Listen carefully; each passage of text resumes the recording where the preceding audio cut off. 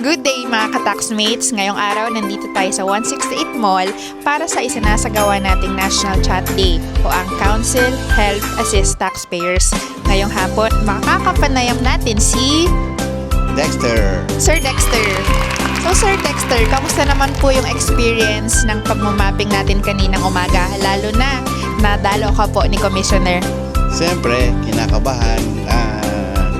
Ganun pa man, nasagot ko naman lahat ng katanungan niya.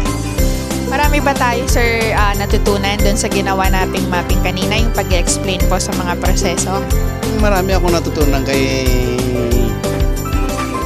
Commissioner kasi nga marami siyang ipinaliwanag about dun sa pagre-resibo. Dapat lahat meron na ibinibigay na resibo. Correct po. So, sir, any message na lang po sa inyo pong mga kapwa tenants dito sa 168? Makiisa lang dun sa panawagan ni Commissioner na lahat kailangan meron silang register ng BIR at mabigyan ng bawat mamimili mabigyan ng resibo. May binili man malaki o mali.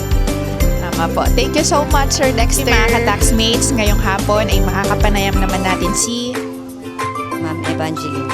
Ma'am Evangeline. So, Ma'am Evangeline, ano naman pong feeling nang lalo po tayo ni Commissioner kaninang umaga? Oo, kabado. Sobrang kabado.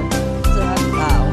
Pero madami naman po kayong natutunan doon sa proseso ng pag-mapping kanina. Yes, ma'am. Meron po. So, ma'am, any message na lang po sa inyo pong mga kapwa tenants dito sa 168 Mall and also po doon sa may mga tindahan din. Ayun nga po, need natin mag-resibo. Kada buyer, syempre, need natin bigyan ng resibo.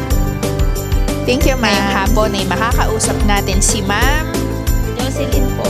Ma'am Jocelyn. So, Ma'am Jocelyn, kamusta naman po yung experience yung tax na mapping namin kanina at yung nadalaw din po kayo ni Commissioner? Noong una po, kinakabahan.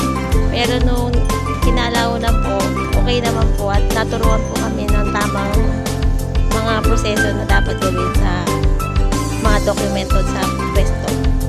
Buti naman po, ma'am. Any message na lang po, ma'am, sa inyo pong mga kapwa tenants dito sa 168 Mall? Sa lahat po ng tenant sa 168 Mall, sumunod po tayo sa mga patakaran ng BIR para wala po maging problema sa mga dokumento ng pwesto. Thank you, ma'am. Preparation, proper monitoring, and education of taxpayers leads to increased tax compliance.